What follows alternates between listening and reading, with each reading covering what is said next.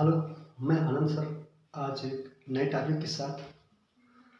Topic का नाम संसाधन एवं उनके प्रकार।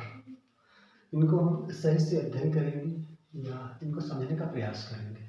संसाधन क्या है ये समझेंगे। उसके बाद इस संसाधनों के प्रकार, यहाँ पे आप 4 प्रकार देख रहे हैं। उत्पत्ति के आधार पर है, समाप्यता के आधार पर है, तीसरा है स्वामित्व के आधार पर, चौथा है विकास के आधार पर।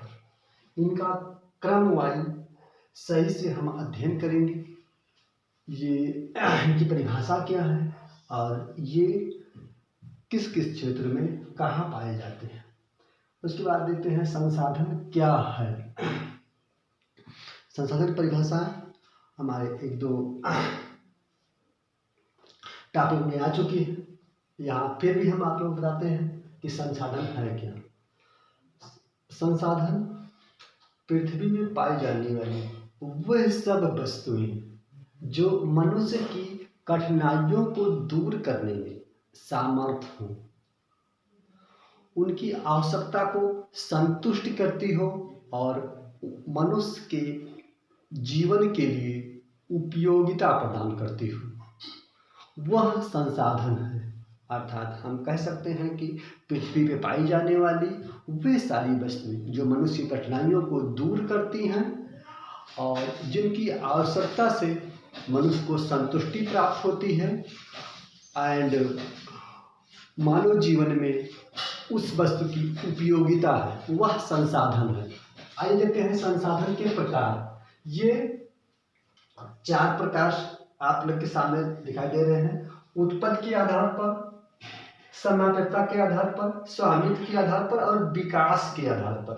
इसका हम क्रमवार अध्ययन करेंगे। उत्पत्ति के आधार पर संसाधन को कितने भागों में बांटा गया है उनको हम जानेंगे।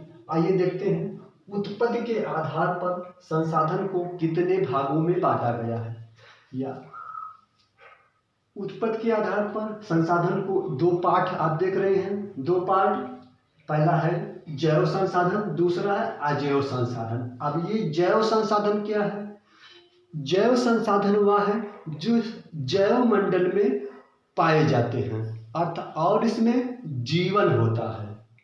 अब इनके एग्जाम्पल या उदाहरण हम दे सकते हैं।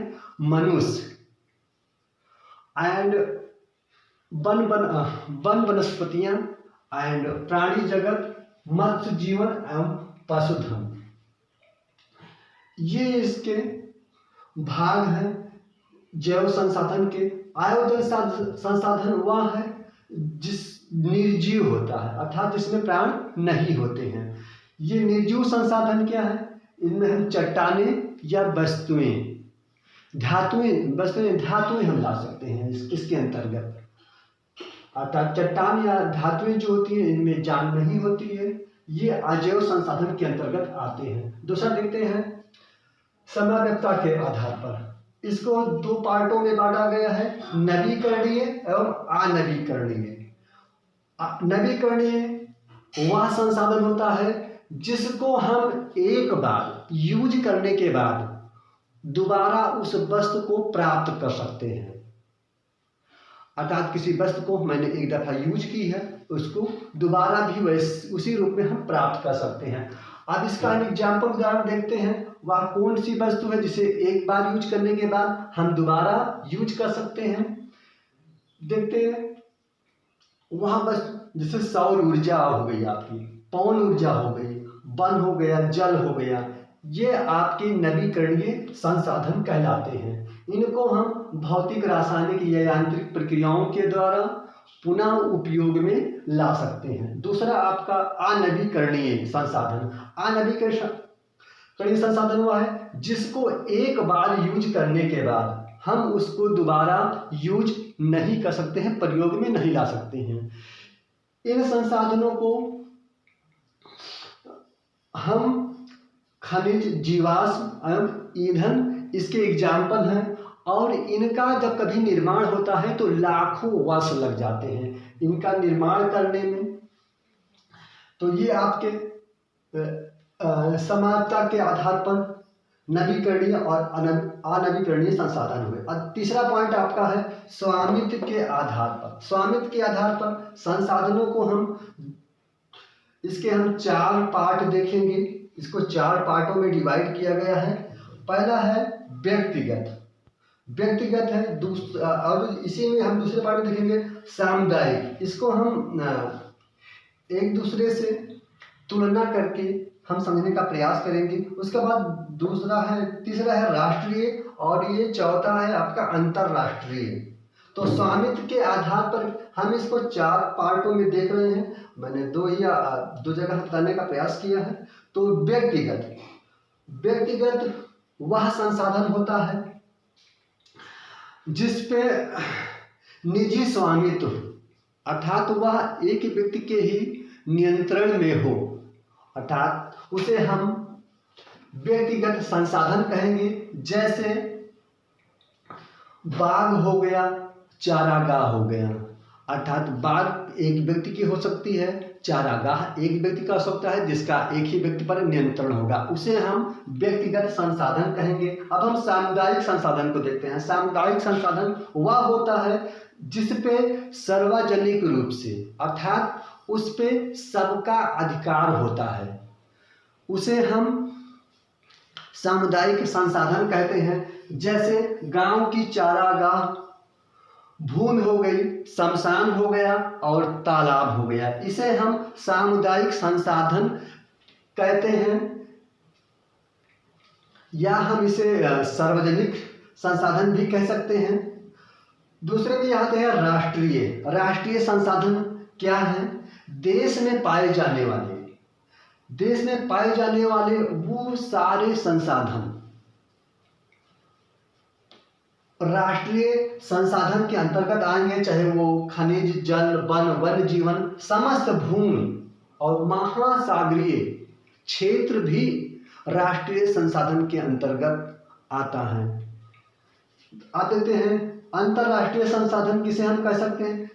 अर्थात अंतरराष्ट्रीय संसाधन वह संसाधन होता है जो हमारे देश के बाहर प्राप्त हो, उसे हम अंतरराष्ट्रीय संसाधन कह सकते हैं। चाहे वो खनिज के रूप में हो, जल के रूप में हो, वन जीवन के रूप में हो, चट्टानों के रूप में हो, किसी भी रूप में हो, लेकिन वो हमारे राष्ट्र या देश के बाहर प्राप्त हो, तो उसे हम अंतरराष्ट्रीय संसाधन कहेंगे। चौथा प्रकार आपका है विकास के आधार पर। विकास के आधार पर हम संसाधनों को 4 पार्टों में डिवाइड कर देख सकते हैं। इसमें देखते हैं, पहला है संभावी संसाधन क्या है, या हम इसे कैसे समझ सकते हैं अच्छे से।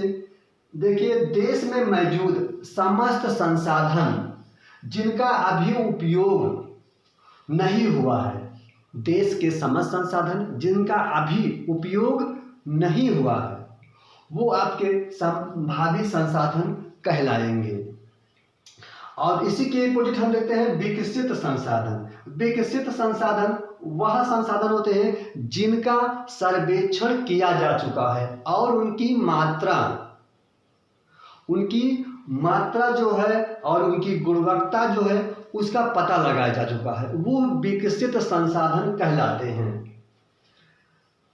ऐसे आपका है भंडार संसाधन तीसरे नंबर पे आएगा विकास के आधार के अंतर्गत। तो भंडार अर्थात पर्यावरण में उपलब्ध समस्त संसाधन जो हमारी आवश्यकताओं की पूर्ति कर सकते हैं।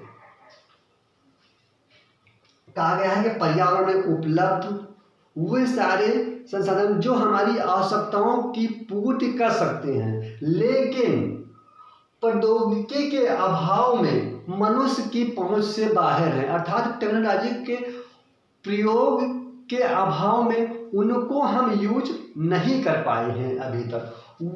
वे संसाधन भंडार संसाधन कहलाते हैं। ऐसे ही आपका संचित कोष ही ये भंडार का एक भाग है। इसमें कहा गया है तकनीकी के सहयोग से हम इसको प्रयोग में ला सकते हैं। जैसे इसमें कहा गया था कि भंडारण में अगर तकनीकी टेक्नोलॉजी हमारे पास नहीं है तो ये संसाधन हमारी पहुंच से बाहर है। तो ये आपके संसाधन क्या है, संसाधनों के प्रकार चार रूप से मैंने 4 प्रकारों से समझने का प्रयास किया। इसको आप लोग एक दफा देखें, अगर एक दफा नहीं समझ में आता है उसको 2 दफा, 3 दफा या 4 दफा इसको देखने के बाद हम इसको अच्छे से समझ सकते हैं, इनकी परिभाषाओं को जान सकते हैं और इनके एग्जाम्पल को हम अच्छे से समझ सकते हैं। आइए एक दफा हम इसको फिर रिपीट करते हैं। संसाधन क्या है? संसाधन वह वस्तुएं हैं जो मनुष्य की कठिनाइयों को दूर करने में सामर्थ हो और मनुष्य की आवश्यकताओं को संतुष्ट करते हो और मानव जीवन के लिए उपयोगिता प्रदान करते हो, उन्हें हम संसाधन कहते हैं। इनके 4 प्रकार बताए गए, उत्पत्ति के आधार पर, समानता के आधार पर, स्वामित्व के आधार पर और विकास के आधार पर। और उत्पत्ति के आधार पर इन्हें 2 पार्टों में बांटा गया है, जैव और अजैव। जैव संसाधन जैव मंडल से प्राप्त होते हैं जिनमें जीवन होता है, जैसे वनस्पति जगत हो गया, प्राणी जगत हो गया, मत्स्य जीवन हो गया, पशुपालन हो गया, ये आपके जैव संसाधन कहलाएंगे। ऐसे अजैव संसाधन जिसमें जीवन ना हो, अर्थात चट्टानें और धातुएं। समानता के आधार पर नवीकरणीय और अनवीकरणीय। नवीकरणीय संसाधन वह है जिसको हम भौतिक और रासायनिक या यांत्रिक प्रक्रियाओं के द्वारा नया रूप हम दे सकते हैं, अर्थात उसको हम पुनः दोबारा प्राप्त कर सकते हैं, वो नवीकरणीय संसाधन कहलाएंगे। जैसे सौर ऊर्जा, पवन ऊर्जा, जल हो गया, वन हो गया, आज नवीकरणीय संसाधन हैं। ऐसे अनवीकरणीय संसाधन जो एक बार प्रयोग करने के बाद हमें दोबारा ना प्राप्त हो, हम उसे दोबारा यूज ना कर सके, वो अनवीकरणीय संसाधन कहलाते हैं। जैसे खनिज हो गया, जीवाश्म ईंधन, ये अनवीकरणीय संसाधन को बनने में लाखों वर्ष लग जाते हैं।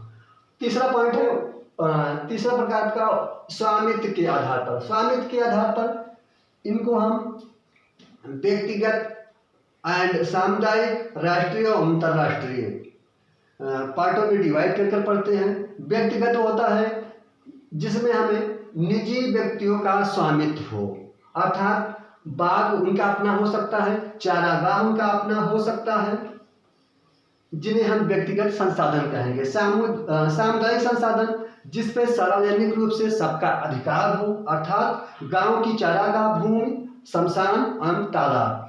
ऐसे हम राष्ट्रीय संसाधन क्या है, इनको हम समझ सकते हैं। देश में पाए जाने वाले खनिज, जल, वन, वन्य जीवन, समस्त भूमि और यहाँ तक कि महासागरीय भूमि भी राष्ट्रीय संसाधन के अंतर्गत आएंगे। ऐसे अंतर्राष्ट्रीय संसाधन अर्थात जो देश से बाहर संसाधन प्राप्त होते हैं, चाहे वो जिस भी रूप में हो, खनिज में हो, जल में हो या भूमि के रूप में हो, उसे हम अंतर्राष्ट्रीय संसाधन कहेंगे।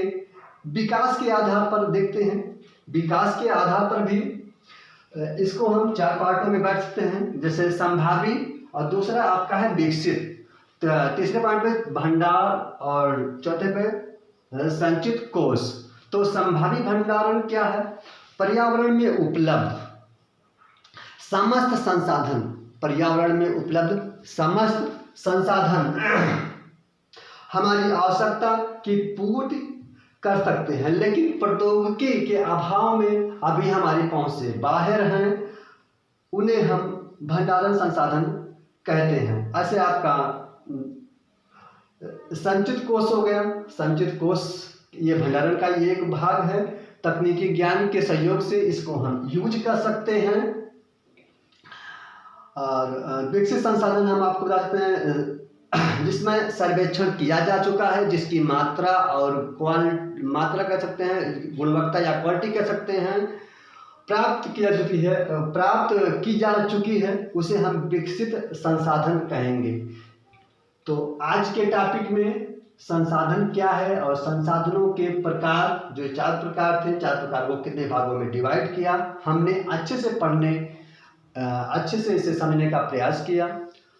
अब हमें चाहेंगे कि इसको आप लोग अगर एक दफ़ा आप लोग वो वीडियो देखने के बाद अगर नहीं समझ में आता है, उसको 2 दफ़ा 3 दफ़ा 4 दफ़ा देखेंगे तो ये संसाधन क्या है, संसाधन के प्रकार क्या हैं, स्पष्ट रूप से क्लियर हो जाएगा और आप इसको अच्छे से समझ सकते हैं। इसको आप लोग पढ़ने के बाद या देखने के बाद सब्सक्राइब कर लीजिएगा। थैंक यू एंड धन्यवाद।